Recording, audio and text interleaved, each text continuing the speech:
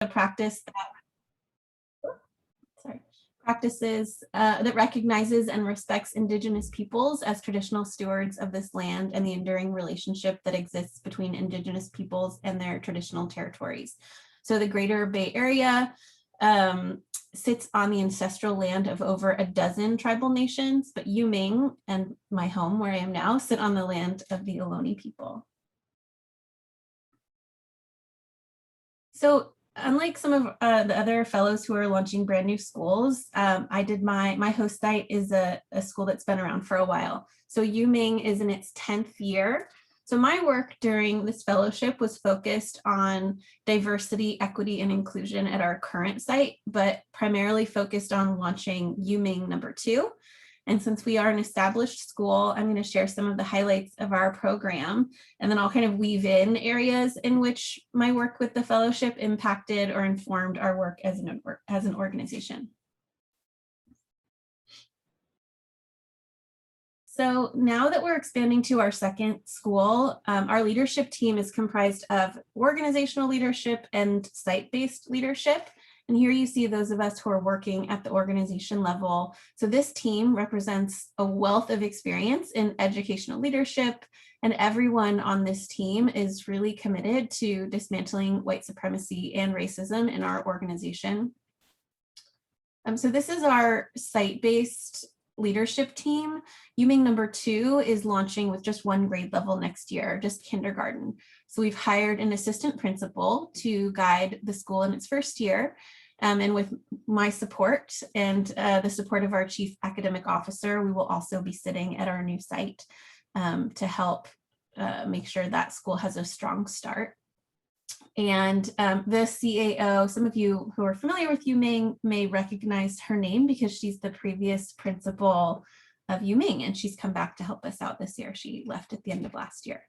So the org leadership and the site leadership work really closely together every day. We participate in deep identity work and have systems and procedures in place to ensure that our decision-making is rooted in anti-bias practices.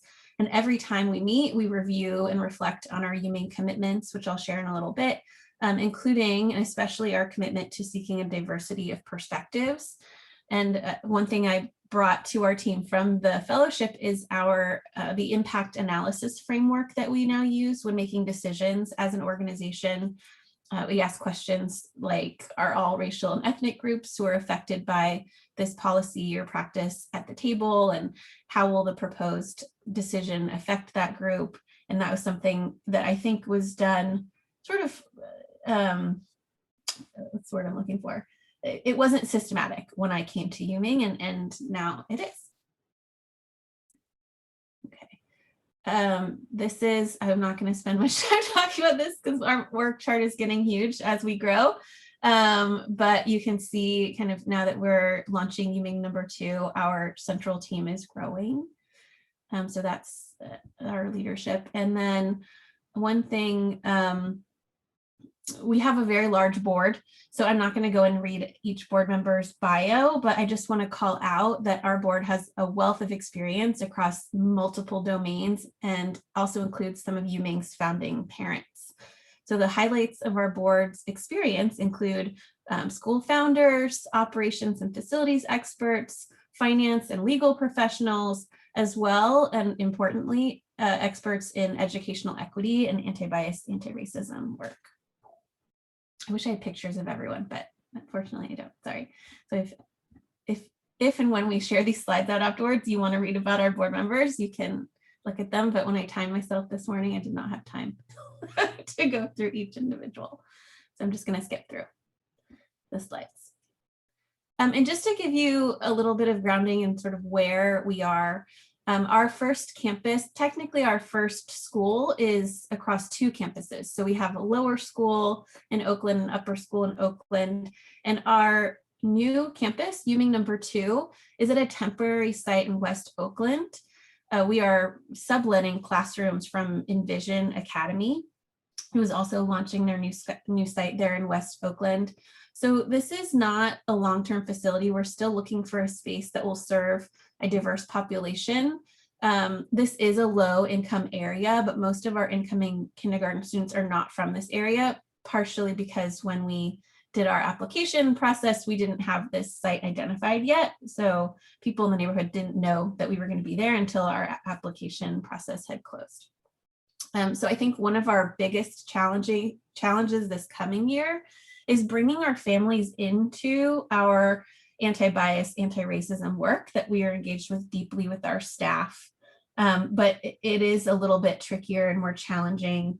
And something I've learned a lot about from this fellowship is that it can be harder sometimes to bring families along in that, especially families who aren't from West Oakland.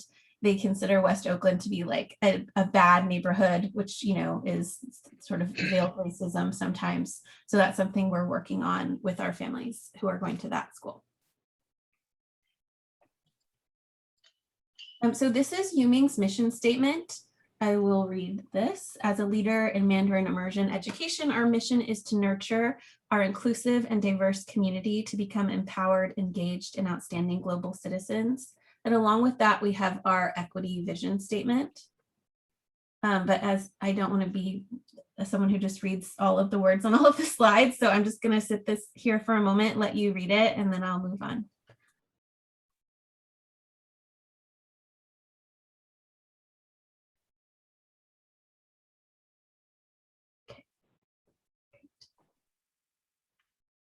So these are UMing's core values. We were founded on the values of integrity, perseverance, wisdom, and empathy.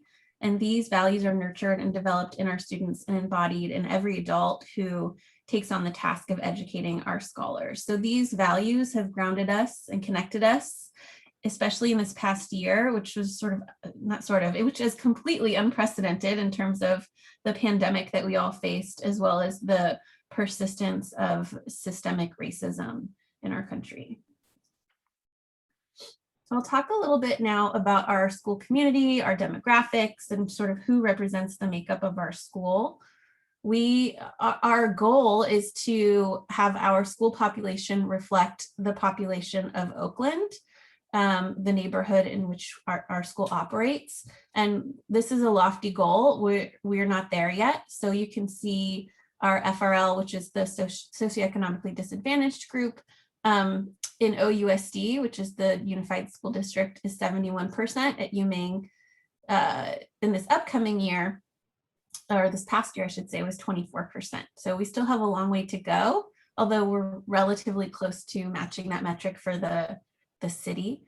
And then this is just some of the racial demographics. We are sort of overbalanced with white and Asian families and underrepresented Black and Latinx families. And those are two subgroups that we have goals around in terms of our recruitment and retention. And I should say, I don't have a slide for staff, but the same goes for staff. A highlight that I wanted to share in progress towards our goal is that we have set a high bar in terms of wanting to serve more students from socioeconomically disadvantaged communities. That's a mouthful to say over and over. SED, we say FRL, free and reduced lunch. And in the past, you can see our applicants, our FRL applicants were 24%, 25%, I should say, enrolled. And currently, this could go down after the first day of school, but currently our number is 42%. So those numbers are really exciting. It's definitely not evenly distributed across all of our grades. It's heavily, most of our FRL families are in kindergarten coming in, but that just shows that as we grow, that community or that population will be more representative across all of our grades. So this year has been really challenging. Obviously, we've not been able to do much in-person engagement, but regardless, these are the results from the parent survey that we gave just in May or June. And even though things have been really, really hard, UMing has stayed connected. Our community is feeling safe in a sense of belonging despite the craziness. And I think a lot of that is the groundwork that has been laid in years before my time, where people just built such strong connections with each other, and that's continued through the pandemic. these are just some quotes from our families about how connected and how much belonging they feel. This is something I really wanted to highlight is when we gave this family survey in the spring, one of the questions is, how much do you agree that UMing values my child's background? And that includes racial background, religion, sexual orientation, all of those things. And 94% of our responses were favorable. And one thing that's not shown on this slide is that when I dug into the subgroup data, 100% of Black and Latinx families responded favorably to this question. And it was actually the white families who felt less of a sense of belonging, which I don't think is a good thing, but it's an interesting thing, given that our goal is for our underrepresented families to feel a sense of belonging. So I consider this metric to be even higher than is represented here based on that subgroup data. Oh my goodness, I'm at 12 minutes. Okay, let's speed through. Do I have 13 minutes including questions, Ashley? That's right. Oh my goodness. Okay, well then in 30 seconds, I'm gonna go through, I'm gonna skip some of my slides. Wow, I'm talking a lot more slowly. I'm gonna go to the most important things. So UMing's model is based on these 4 pillars: academic excellence, Mandarin immersion, whole child education, and as it pertains to this fellowship, really important, diverse, equitable, and inclusive community. I'm actually going to skip through some of the details on our model so I can get to talking more about how we build or how we foster equity and inclusion. So one of the things to highlight about our model, and this compass will look familiar to people from Valor, but we follow the Valor compass model. We prioritize relationships and social emotional learning just as highly as our academics. And we're in the process of re-examining our relationship-based culture and practices to ensure that they're culturally responsive and relevant, and to ensure that all students feel safe, known, and connected. These are our UMing commitments that everyone embodies. They're also based on Valor's compass model. Sorry, I'm sort of rushing through because I realized I'm totally out of time. Let's see, what is important? So this is UMing's strategic plan. And what's really important to call out here is our pillar of diverse, equitable, and inclusive community, and our priority to increase the diversity of our community. And one of the things that we're doing is a collaboration with Embracing Equity. And again, I will not read all of the bullets on this slide, but this is another sort of action we're taking towards building our inclusive community. All right, Ashley, I'm gonna just skip ahead to the end and then go for it. Share out my slide deck. Sorry, time management, apparently something I need to work on. But I think we can share these slides out after so that folks can see. I think one quick thing I don't want to skip over is our financial model. So this is the financial model for our site number 2, doesn't include site number 1, all of our public funding modeled out. And then we also have committed philanthropy from growth funding from New Schools Venture Fund, Charter Schools Growth Fund, and Silicon Schools Fund. So I apologize for rushing through some important stuff. I don't want to take up anyone else's time, but I just want to say in conclusion that I've been very fortunate to be at a host school that has a lot figured out and is already very successful. And what I learned in this fellowship, or what was reinforced, is that this work is never done. And we still have, UMing and me personally still have a long way to go towards becoming more diverse in our student population, our staff, our instructional practices. And I'm just one person in this organization, but I think the lessons I learned have definitely impacted our work and many, many students. And I just want to say thank you to Ashley and DCSC and everyone who supported me in the fellowship. Sorry, that was 16 minutes. That's okay, it happens. No, thank you, Emily. I appreciate your time and thank you for sharing what you've learned. For folks who have questions about Emily, her experience this year and the plans for UMing. I'm going to share out this recording and also email addresses so folks can follow up as they see fit. Without further ado, I will turn it over to Mallory from Detroit Prep. Okay, so I'm going to go ahead and try to share my screen. Give me 1 second here.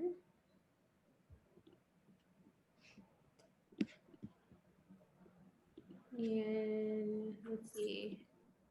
Is that presenting? Can you see it as presenter? Yes? Okay, good. Great. So I'm Mallory. I am here in Detroit at Detroit Prep, which is also where I grew up and where I'm from. And I'm excited to have been back here last year and then moved back home to have my fellowship here at Detroit Prep at DP. You'll hear us call for short. So Detroit Prep, the way that we're going to spend our time today is we're going to spend a little bit of time on the context of the city of Detroit and why Detroit Prep fills such an important need here in our city. And then a lot of time on what makes us unique as a school and our design elements as a school, and some time of questions and things that we're looking ahead towards. I will name that we just finished year 5 as a school, and my role this past year as our director of student support, and then next year as our director of middle school, upper school, is really expanding and building on the strong foundation that's already been left. So I'm not launching a new site. And so you'll notice that I'm going to spend less time on things like the fiscal model or enrollment projections. All of that is in the actual text of the capstone, which I can put in the chat later. If you really interested in like a long 7-page document, it's there for you. So little context and background of the city of Detroit. If you're not familiar with it, it's been known as the best kept secret in America. So here you go, you're gonna find out why. Detroit is a beautiful city. It's a huge city. We're 142 square miles. It's a very large, that's the city proper. And we sit on an international border. So this view, you'll see Detroit on the right, and that's kind of our downtown. And on the left is Canada, which is actually south of us, just a mile or so from where I'm sitting right now. And partially as a result of where we're situated, we're right on the water. We're a huge city. Detroit also has a pretty complicated history. We were a major metropolitan area in terms of the Great Migration. And so we have a large percentage of African-American families who moved up to Detroit. We're so close to Canada, really close to an international border. So that's one reason why historically we have a high percentage of Black families that live in the city.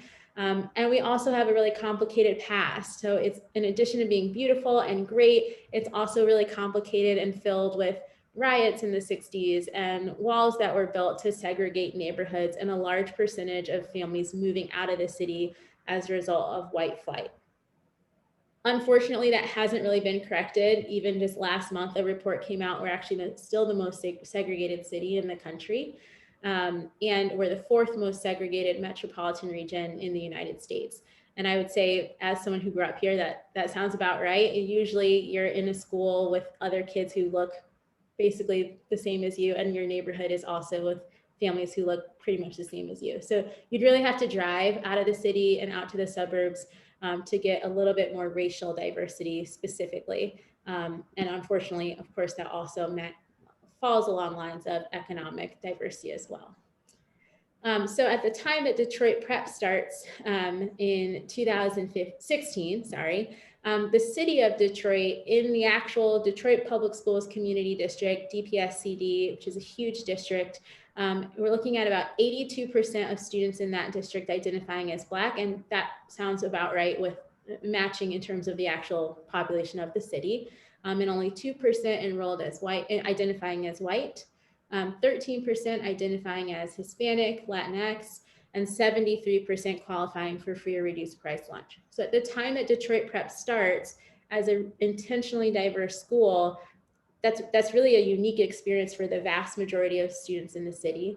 And even though Detroit Prep starts with a little over 40 students, looking at about half of them identifying as Black, 38% identifying as white, 9% identifying as mixed race, and 65% free or reduced price lunch. So already a really different classroom setting than most kids are going to get or are getting in the city of Detroit. And that's pretty much run pace over the next few years. So from year one, where Detroit Prep was in a church basement, which you'll see over here on the left-hand side, to now we are just finished year 5 and we're in our forever home, this beautiful building. We have extra space that we can grow into as we move to be at full capacity. So dramatically increase the number of students, dramatically increase the number of staff, and we're only 2 blocks away from our original site. So many of our same students are able to stay as students here because they're just walking 2 blocks down the street if they're walking. And our demographics last year also hold pretty close, not exactly, but fairly close to how we started. So again, about half of our students identified as African American. Our next largest group is about 24, about a quarter of our students identify as white. And then there's a solid chunk, around 22% of multiracial students and families that are selecting into Detroit Prep. And our free and reduced price lunch population also is running like pretty evenly 50-50. That being said, only 88% of our students actually live in the city itself. And we've got 12% who live and commute in from the surrounding suburbs. So sometimes that's from wealthier suburbs that are fairly close to the border of Detroit where we are located. Some of them are from quite farther away, and families are driving sometimes 30-45 minutes across town to come to our school. Because our enrollment is actually first come, first serve, which is pretty unique.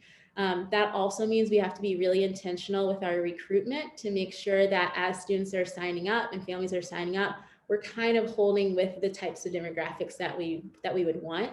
Because our only preferences in enrollment would be if you are a sibling of a current student or a child of a staff member. So we also operate our own bus route, and we stop in low-income housing locations and neighborhoods where we have clusters of students, and that's also where we will go door to door and recruit, just to make sure that we continue to hold, in terms of diversity, like a truly diverse student body. Here's our leadership team. Not going to spend a ton of time on it. There we are. Those are our pictures. We also have a network leadership team. So Kyle, in addition to working partially at Detroit Prep, also manages our network team. And we have a director of development. We have a director of special projects, an operations manager, and a chief operations officer. And then we also have a 6-person board. And that's pretty much us kind of running things, and also our sister site, Detroit Achievement Academy, which is our flagship school on the other side of Detroit. So some of the things that make us unique as a school. I'm actually going to have us read our mission statement in a rainbow read. So if you are a DCSC staff member or a UnifiED fellow, you can unmute yourself and you can choose a color of the rainbow, and you're just reading the line of your color of the rainbow that you want. Anyone can start. Detroit Prep exists to provide a world-class equitable education that will give a diverse group of students a foundation of academic excellence and character development,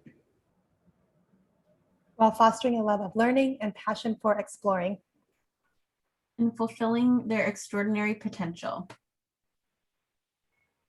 As learners, leaders, and world changers. Great, thank you.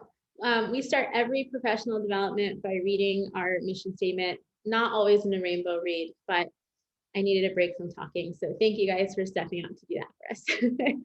So that's our mission statement. It's very clear what our mission statement is. Again, we say it multiple times a day, every day. And we really live our mission statement through our 6 habits of character. These are our students this past year. Every habit of character has a hand signal. And as you see throughout, our habits of character are really woven into multiple parts of the day. And you could ask a kindergartner within 2 months of school and they would know our habits of character off the top of their head. And we also have a learning continuum of those habits of character with like, what does compassion look like at kindergarten versus 6th grade? They're going to look really different. And so we have learning targets across each grade for each habit of character to make sure we're actually driving towards them and they're not just fluffy words that we say. And so we have 3 key ways that we assess student achievement: culture and character, mastery of knowledge and skills, and high quality work. So we care equally about all three of those. So culture and character, again, our 6 habits of character are embedded into morning crew. They're embedded into our restorative practices. Kids will do a peace path and they can name which habits of character they've broken. They do weekly habit of character reflections. They reflect on their habits of character in their progress reports. So there's a lot of conversation about it, and it again comes up all the time. And the other thing you'll see in our culture that's unique about our culture is we are crew, not passengers. So students are grouped into crews. You stay with your crew the whole day, and you stay with your crew the whole year. Your teacher is not called a teacher. Your teacher is called a crew leader, and your crew leader facilitates the creation and upholding of your crew promises. So in addition to starting your day as part of your crew with your morning crew, you kind of reflect on your habits of character, play a game, community building. That crew leader and your crew then goes into now. And then that person is also your teacher, and that crew again stays together for expedition or skills. So you really are it's like your family at school. And in many cases, since we have a really high student retention rate, it's like 92%, something like that. There's students who are like, this is my family. I've known this kid. I've been together with this crew since I was 5. I'm 10. We're a family. So, and we end the day with closing crew where they reflect on their habits of character. And crew leaders plan crew as though they are a unit of study over 9 to 10 weeks. And they use the social justice standards to embed onto crew to make sure that we're talking through diversity, equity, justice, action, and we're reading texts about them, and all that is embedded into crew. The other key design element is mastery of knowledge and skills, so academic mastery. Also something we care about, but also not the most important thing that we care about. We're an EL education network school, so we do expeditions, we engage in interdisciplinary units of study, and that's how we teach science and social studies. We also do targeted skills instruction based on students' groups and what we know from their diagnostic and mid-year test scores. We use illustrative math, which again is very focused on inquiry-based learning, collaboration, hands-on learning. And this coming year, we'll have 3 specials: visual arts, fitness, and music, and they're embedded into the school day. We also have aftercare programs and things like that, but specials are not an additional thing. They are part of the day, and those are full-time teachers who are also part of our crew. And the third thing we really value is high quality work. So we really focus on students producing high quality work with craftsmanship. They talk to experts, they get feedback from those experts in those fields, and students are doing weekly assessments. They do critique protocols and multiple drafts, and they do something called passages in 4th and 7th grade to be able to move on to the next grade to show their high quality work and their habits of character. I'm almost out of time, but as we look ahead, some of the things that we are thinking about, our students are now, our oldest students will be 6th graders in the fall. So as we think about preparing them for high school, which in Detroit is a complicated process that usually involves a test and magnet schools and private schools, or a local school, but it's a magnet school. It can be a very complicated process. So we're thinking about, how do we need to respond to the impact COVID's had on our students and families? How can we ensure our middle schoolers are ready for high school? Do they have the test taking skills? Because that isn't something that they probably get a lot of experience with in our current model. So how do we need to adjust for that? And our school is really small and intimate, and everyone knows everyone's name, and it's great. And you walk down the street and see 5 families who live on this block. That's great. And as we get bigger, we want to make sure we don't lose that feeling. And so that third question and the last one are really on our mind now. How do we refine and really codify things, but also we don't want to become a huge school where people don't know each other, because we're crew, not passengers. So it's really important that we have that collective sense of ownership. So as I wrap up time, I just want to give a huge shout out. There's a number of organizations I feel like I've spent a lot of emails and phone calls with. Specifically Capital City, Two Rivers, and Citizens of the World have tried to get a lot of information from folks at each of those schools. Obviously, Beloved Community and Roots Connected Equity audits from them have been really helpful, and a lot of coaching from them. Detroit Achievement Academy, which is our flagship school, again, it's been really helpful. They already have they've graduated 1 class of 8th graders, so learning from them. And then everyone at my host site here at Detroit Prep, love that I'm here. My child will go here in the fall, so I'm biased. I feel really a part of the community, and just really grateful to be here and to keep growing. So do I have time for questions? No. Sorry, no. Sorry, y'all. I need to just extend these calls. Thank you, Mallory. Really appreciate you sharing with us about your learning and about the plans for the next Detroit Prep Middle School. Excited about that. Let me turn it over to Michelle, who's going to talk to us about Central Queens Academy. All right. Hi, everybody. So I am Michelle Fearman. I'm the founding elementary school principal at CQA. So I'm excited to share a little bit about our school with you today. So we are in New York City. New York City is an incredibly diverse city as a whole, and Queens specifically is actually one of the most diverse counties in all of the United States. But even with that diversity, the segregation in New York City schools does not reflect the diversity of our city. So we are actually the biggest school district in the country, and the most segregated, as we have been for several years. Queens and sort of the Elmhurst area that we are located in is a very diverse community and also a lot of recent immigrant families. And so because of that, CQA opened its doors as a middle school about 10 years ago with this mission statement. So I'm going to just leave this here and give everyone a minute to read it.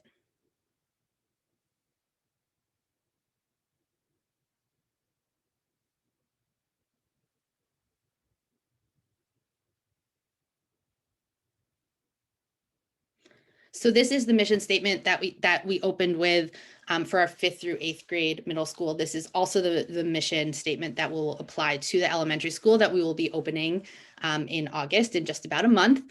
And the vision of the elementary school is really rooted in 3 words. These are the words that you saw on my first slide. So it's achievement, equity, and empowerment. So what do we mean by achievement? Obviously, as a school, there's the standard definition of what achievement is, but we really want to think about achievement more broadly. So we want to really think about what are our students really good at and how do we capitalize on those and help them build those strengths even more? And then where are the places where they're struggling and how do we help them to reach their potential in all of those areas? In terms of equity, as most people on the call know, so when we think about equity, it's not about giving everybody the same thing, but it's really about giving each person what they need to be successful. So it's really important to us to know all of our students as individuals and really figure out what do they specifically need in order to be successful. We believe obviously that everyone is entitled to a high level education. And then last is empowerment. And this one to me doesn't just apply to the students, it also applies to the families, to the staff, really our entire community. We're going to be doing a lot of identity work through our anti-bias, anti-racist education. And so this is really the area where I want our staff and our students and our families to know who they are and that they have a voice and that their voice matters so that they can then use their voice to make a positive impact on our community. And that community could be our school, that could be our city, our state, et cetera. So this is the leadership team for year 1 of CQA Elementary School. As I mentioned, I am the principal. We also have a social worker as part of our leadership team because we highly value social and emotional learning and growth as well, not just academics. And then we have Madeline Guzman, who is our Assistant Director of Operations. She's been with CQA for several years and has also helped to open our upper middle school. So she has a lot of the institutional knowledge and founding school experience that we will need. Key design elements for the elementary school. So when I was thinking about what I want the curriculum to be for the elementary school, it's really important to me that the curriculum is very hands-on. It's very important to me that the curriculum is inquiry-based. But most important for me is that it was based in the real world. So it wasn't just that kids are learning specific things in school that's different than home, but I really want them to learn things in school that they see how they can apply to the outside world. So you can see some of the programs that we'll be using for literacy, math, and science. And then I just want to highlight for the social studies curriculum, this is where our teachers are really going to take a lot of ownership and really focus on the identity work that I mentioned with the anti-bias, anti-racist education framework. So I've created a framework of what I want our units to be, but the teachers will be the ones to really create the lessons. and focus on that identity, right? What makes me me, and what makes the person next to me them, and how are those the same, and how are those different? How do those differences impact us in different ways? And then similar to what Mallory said about the arts at Detroit Prep, we include the arts in our day. They are not extracurricular, they're part of our day. For year one, we're going to have a music and movement class. And then as we grow, we'll be able to offer more arts classes. So then I was really thinking about, what do I want my students to be when they graduate 4th grade and are ready to move into our middle school? And so obviously I want them to be a reader. I want them to love reading. I want them to read all different types of things, because if you are a good reader, you can learn anything, you can teach yourself anything. I want them to be great writers who can express their ideas to get their ideas out into the world. I want them to be mathematicians and scientists who love numbers and problem solving and think creatively about how to solve different problems. I want them to be historians who learn about our past so that they can positively impact our future. I want them to be artists who can express themselves creatively. But most importantly, I want them to be a person who values themselves and values others around them in order to grow up and make an impact in our community.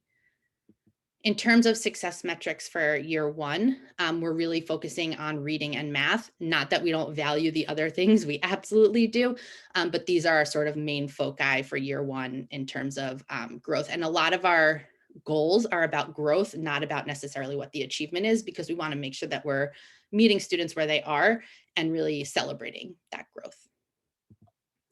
Our school model, and this is true of the CQA middle school and will be true of the CQA elementary school, we are not a one-size-fits-all approach. So we do not believe that the same thing is going to work for every person. We are much more in this made-to-measure category. So what does that mean? That means that our teachers are going to learn each student, not just as a student, but as a person, learn them as a reader, as a writer, learner, and really be able to make changes and tweaks to our curriculum based on what the students in front of us need. Our school culture, we have 3 core values. These are the same core values as exist in our middle school, and they will be the same for elementary school. So we have care for community, quality of character, and achievement through academics. As you see, it spells out CQA. And pretty self-explanatory for what they mean. But I think what's important for me is thinking about, how do we make sure that these aren't just poster words that sit on the wall, but how they really live and breathe throughout every aspect of our day and in our school. In terms of community engagement, so we really worked hard to make sure that the community was a part of the design process. So we started off in March 2020. Unfortunately, obviously got cut off pretty quickly, but in March 2020, we had some in-person meetings, mostly with the current CQA families. And those were really just listening meetings. What do you want in an elementary school? What do you wish your student would have had in elementary school? If you have a younger student joining elementary school, what are you really looking for? So we did a lot of listening to the community and figuring out what they wanted. Once we then had our design sort of solidified, we did bi-weekly Zoom meetings for recruitment to make sure that the families in the neighborhood really knew who we were, knew that we were coming, and that we could reach a diverse group of families. And we were also able to do, thankfully, at least one in-person information session, meet and greet, with the New York Tibetan Service Center, which is a community organization that we are going to be partnering with as we open the elementary school and as we grow. So for enrollment, as I mentioned, we really wanted to make sure that we were reaching a diverse group of families. And so not only did we have our biweekly meetings, but we also had our team out on the ground, pounding the pavement, handing out flyers, talking to business owners in the community. And I probably won't play this whole thing because of time, but here's just a quick video example of some of our enrollment.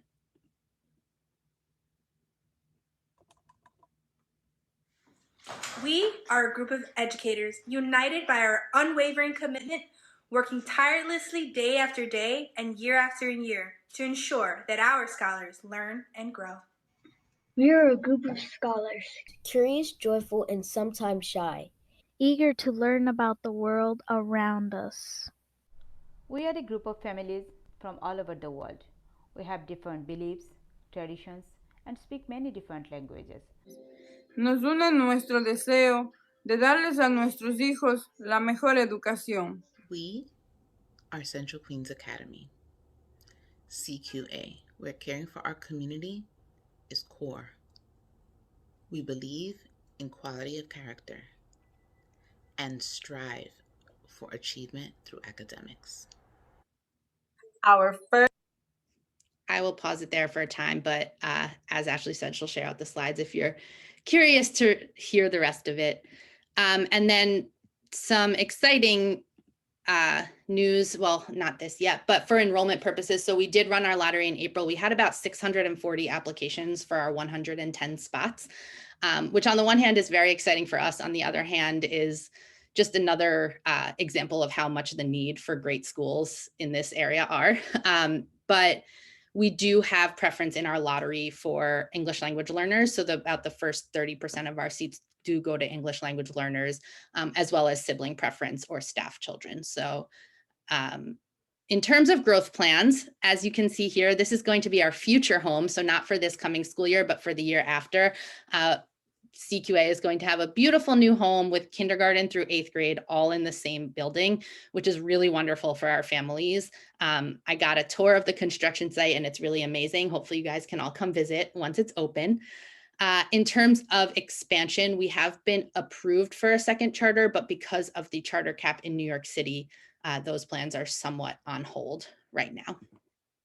And then how the fellowship helped me, I think that when you're starting a school and you have a lot of ideas and there are a lot of great people around the country doing this amazing work, you can start to get lost in what is important and what to focus on. And so I think this fellowship really helped me sort of zoom in and focus on what are the things that I really need to do, what is important for me year one, and how do I make sure that those all really happen. And then in addition to the wonderful fellows that I've been with, there are just some other organizations and people that I've been connected with who have really helped to craft my vision and push me and challenge me as a leader to make sure that I am doing the best for my school and my community. So with that, I'm not sure if I have time for. You do. We have about a minute for questions. Anything top of mind for folks? Any questions for Michelle? Can I ask just how you all decided, how you guys decided to, and I may have missed this, but to go expand down to elementary as opposed to up to high school? Yeah, great question. So I think ultimately the goal will be to have a high school long-term plan. But because so many of our 5th grade students that were coming into the middle school are so far behind where they need to be, the middle school teachers have constantly been doing a lot of remediation in addition to teaching the middle school curriculum. And so the goal with opening elementary first is to really make sure that those gaps don't even exist. So start in kindergarten, build it up. My goal is that by the time my 1st graders hit middle school, the middle school has to change their curriculum up because my kids are already past what they're already doing. We'll see. I'll talk to you in 4 years. But that was the initial thinking. Derek, did you have a question? This will be the last one for Michelle. Sure. Thanks so much, Michelle. I really appreciate your presentation and sharing what you've learned. One question that's top of mind for me is when you read your mission, you talked about your vision, and it seems really squarely focused on academics.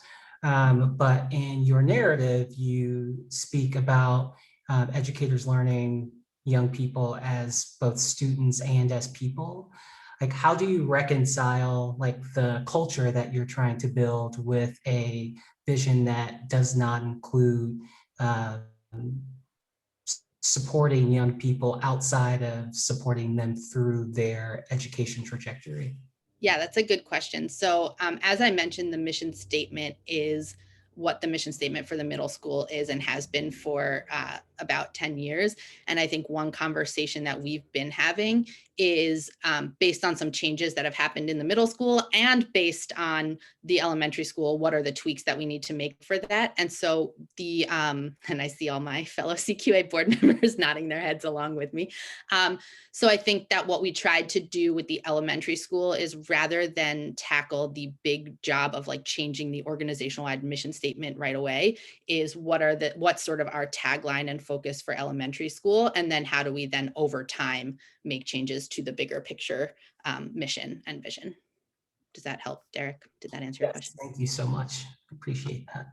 Thanks, Michelle. Nice work. Let me turn it over to Natalie, who will share a little bit about her new school opening up in Nashville.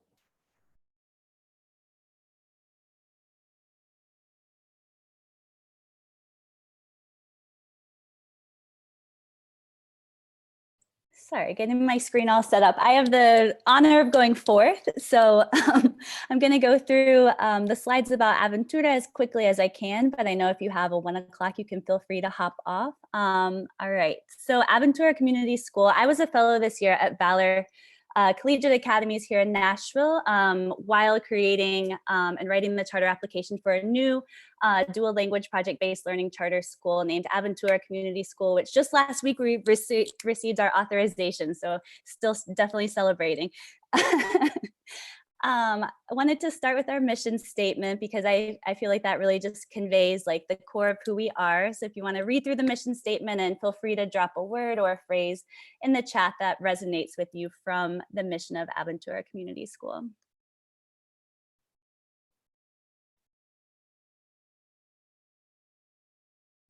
Okay, so as I go through this presentation, I'm going to quickly just talk a little bit about the team and the community where Aventura is going to be located, including the community need for our intentionally diverse bilingual school. Then I'll talk a little bit about our specific model and our plans for academics and culture at Aventura. And then finally, I'll talk about some of the evaluation metrics and some of those just financial pieces that will ensure that we have the long-term sustainability that ensures we can serve our community for decades and generations to come.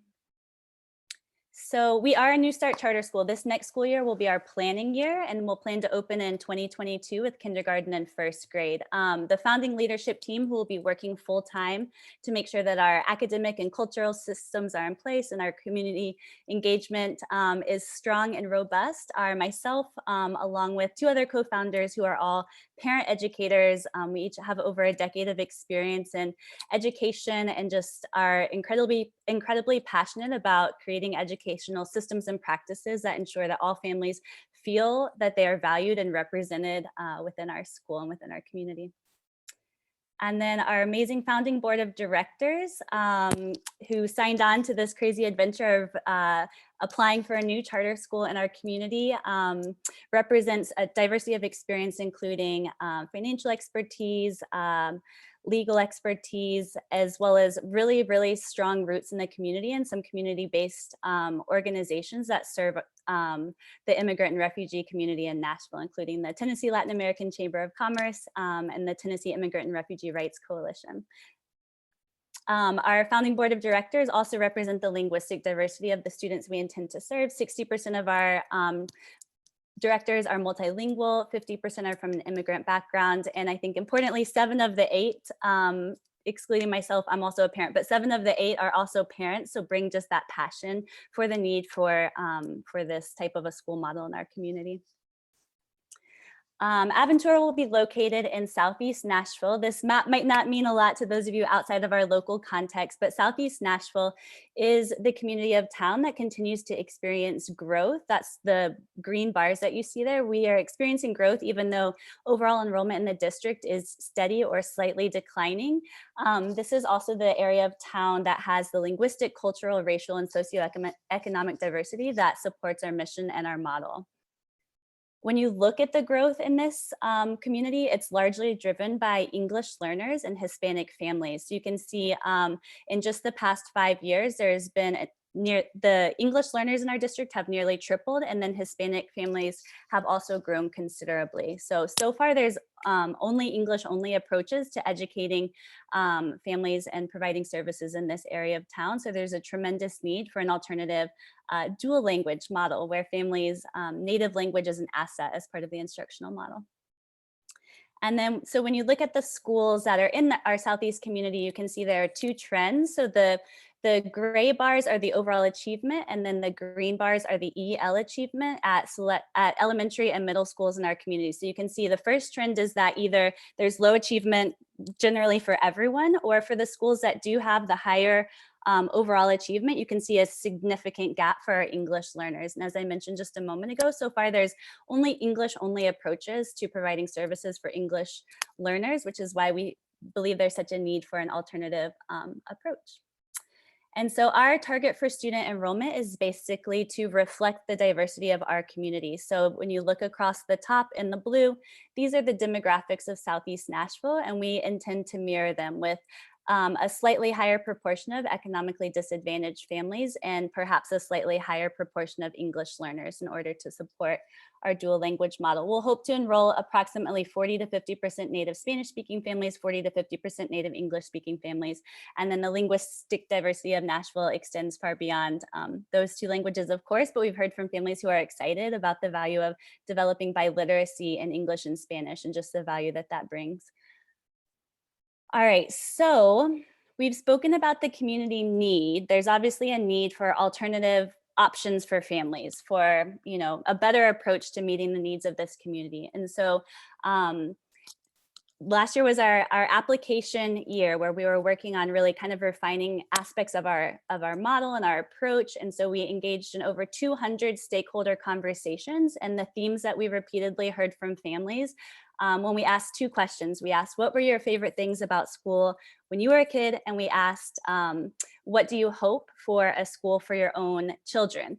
And these were some of the themes that continuously emerged from those conversations and are key to the Aventura model, as I'll explain in just a moment. And then part of those stakeholder conversations was also just really deep engagement with the organizations that are already doing the work in our community and thinking about how we can learn from each other and how we can provide an additional resource for families. And that was the repeated feedback that we heard from organizations, is that Aventura is going to be such a needed resource where families can bring, their whole selves to school and fully engage with the educational trajectory of their children without that language barrier. So some of these organizations, again, if you're not in our local context, they might not mean a lot, but these are some of the amazing organizations serving our Nashville community. And we've identified kind of like 3 different buckets of support and collaboration. So some of these organizations will support our family support and outreach. Some of these will be kind of those 360-degree services for our students. So, and then some will support the hiring and just the deep professional development of our bilingual teaching staff.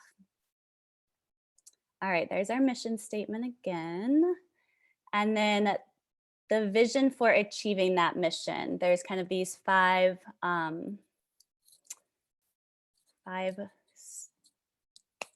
I'm talking too fast and lost a word for this, but I'll let you read these 5 kind of facets of our vision for achieving our mission, and then I'll talk about some of the key aspects of our instructional model. So it's the bilingual learning environment, project-based approach, which is grounded in the global competence framework. Our connected, diverse by design community is key to all of this. And then of course, a crucial piece of all of that is the inspiring professional culture. So yeah, grounded in all of this is our diverse by design model. We showed before, the demographics of our community. And so we intend to engage in really targeted outreach to ensure that the enrollment matches the demographics of the district as closely as possible. So far we've engaged in a lot of stakeholder conversations, as I mentioned, mostly virtually, although we have begun to engage in some in-person community events this summer. So we will engage in ongoing monitoring of our applicant pool because, as some of the other fellows mentioned, we're not able to weight our lottery. So we need to ensure that our applicant pool reflects the community. And through my fellowship at Valor, they've done incredible work in this regards. And I learned about how they just monitored the applications coming in. If we see that a certain group is underrepresented, we will engage in targeted outreach in that community. Many benefits of bilingual education. Enjoy reading this slide when it is shared with you after the presentation. I think a lot of these are intuitive anyway. And then another key piece of our model is the purposeful project-based learning approach, also drawing a lot from Montessori and Reggio approaches. This is going to allow us to both provide students with a lot of independence in pursuing their personal learning paths, while also providing really targeted individual or small group instruction, which is going to be possible with a co-teaching approach. One teacher who's that kind of Montessori-ish guide supporting students as they independently complete work, and then one teacher who's meeting with those individuals in small groups. All right, and two aspects of our school culture. Emily mentioned a little bit about Powered by Compass. We're also incorporating aspects of responsive classroom. Basically, both of these are just really relationship-based restorative approaches to school culture. And then finally, this is a little bit about what DEI means to us. It means making sure that our school represents our community, both our student population and our staff population. It ensures that the educational experiences for all of our students are equitable, and it involves ensuring that we create and maintain an inclusive school culture where everyone is feeling as though they belong as part of Aventura. And then success metrics, definitely can take a look at that. As well as our fiscal model. Basically, we have some additional fiscal needs during our planning year, of course, as any new startup school does. And then the takeaway is that at scale, our model will be sustainable on public funds. So we are very excited to currently focus our strategy on establishing an exemplar K-8 dual language school in our specific local context. So that involves both focusing on our academic and culture systems, which we're excited to use our next planning year to do. And then dual language schools. If you come from other contexts, this might not sound so innovative, but we are the first one in Nashville. And so we really feel like there's an opportunity to model some of those best practices and share them in our district and in our state, and then perhaps partner with the district to scale our model or provide additional options in this way. And then of course, hopefully continue to engage with others nationally through avenues such as the fellowship. So thank you to the fellowship for both my personal leadership development through all those avenues mentioned previously. I was writing a charter application this year, so Ashley was just an amazing support for that whole process. And then my fellow cohort mates, just being that community of support was amazing. And I look forward to continuing to share best practices along this journey. So thank you. Thank you, Natalie. Nice job, y'all. To all of our fellows, I just want to give you all such a round of applause for great work this year. It has been a pleasure to work with you all. For those of you on the call, thank you for your support, your partnership, your brain power, and helping us through this year that has been quite unique. So thank you all for your time. Thank you all for your work. And I appreciate the chance to get to talk with you today. Bye, everybody.